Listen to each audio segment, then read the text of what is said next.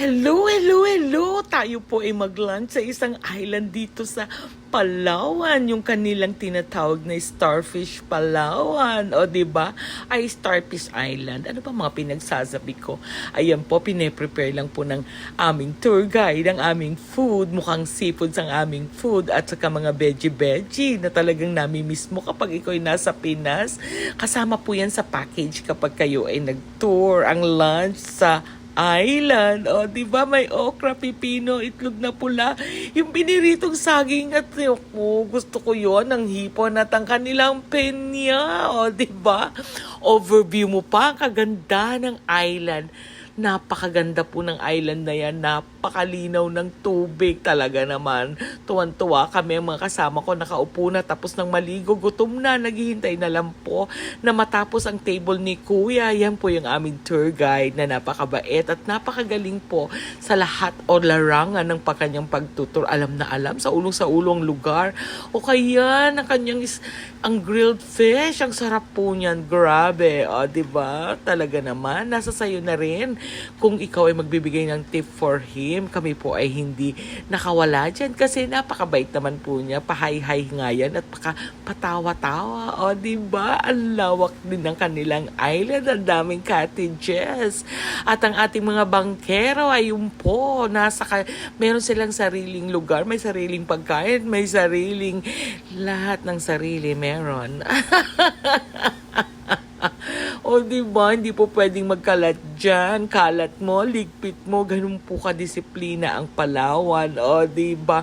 Hindi ka lang pwedeng uminom ng tubig dyan kasi maalat. Wala silang Nawasa o Maynila. Tubig dagat po ang gagamitin mo. Kaya kailangan mong magkaroon ng distilled water o mineral para ikaw makainom. Kung hindi, soft drinks din pag may time. O ayan, ready na si Kuya. Pero may isa pa siyang ipe-prepare. Yung kanyang expertise o last niya talagang pinrepare ang kanyang enchiladang eggplant. O, diba? Nakadala na po namin yan. Pine-prepare na lang po niya yan kapag kakain ng kanyang mga guests. Kasama rin po yan sa kanyang trabaho. Kaya naman, pine-present siya para ganahan ka sa pagkain, sa presentation pa lang niya po. Talagang mananakam ka na. Pero sa totoo lang, masarap siya. Ayan, ready ng ating ensilada. Basta po wag kakalimutan ng magugas ang kamay at magdasal bago kumain para mga biyaya para ating nasa atin. Simulan na yan. Simulan na.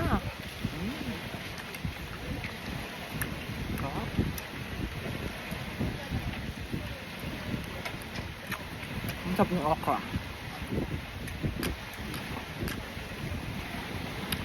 Partner niya alamang. Tapos may ensaladang talong.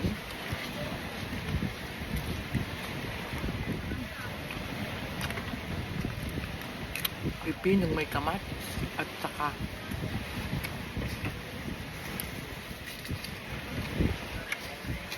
buyab.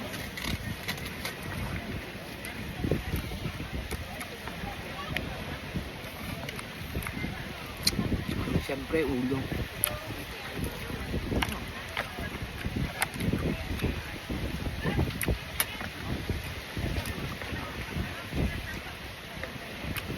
Maitlog na pula pa. Naku. Panalo sila. Ang yummy.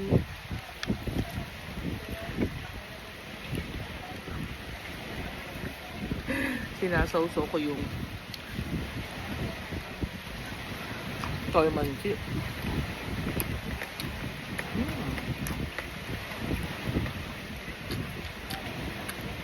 Fried chicken. Ang kanilang barbecue. Yan.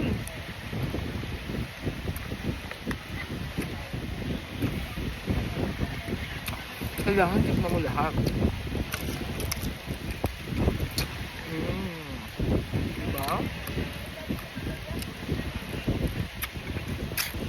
Feel na feel.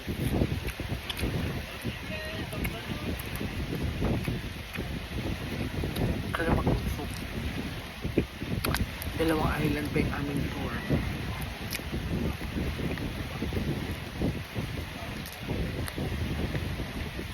Ang kumain. Mga sa beach. Mga sa island. Ko? Mahangin sa walang langaw.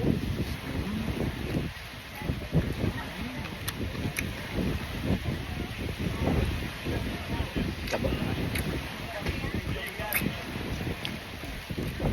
Perfect. Tutlog na pula. Yung siladang palong. Tumabit na hipon.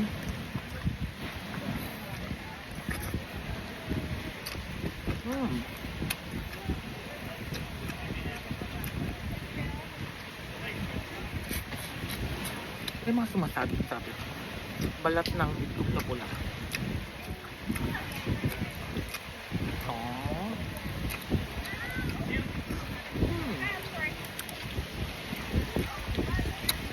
Ang sarap nitong inihaw nilang isda, bisugo.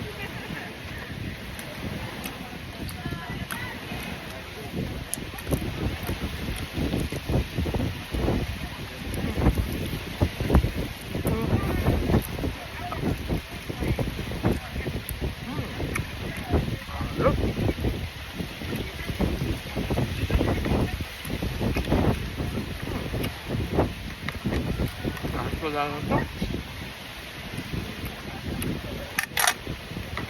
Hey, kain na! Kap.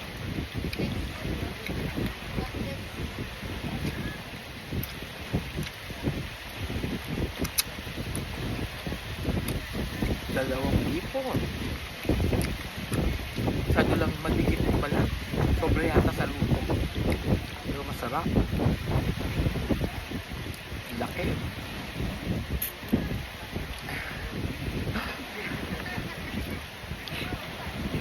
Yummy. Delicious. Diba? Kahit saan. Kahit kailan.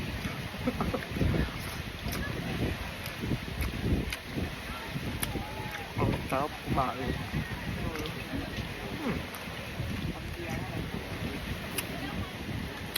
Perfect ang kanilang isda.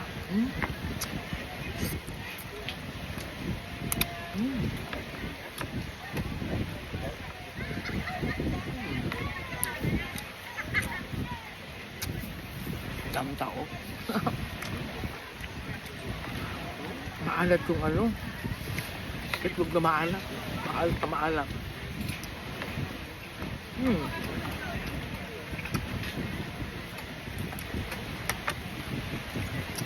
Naubos ko.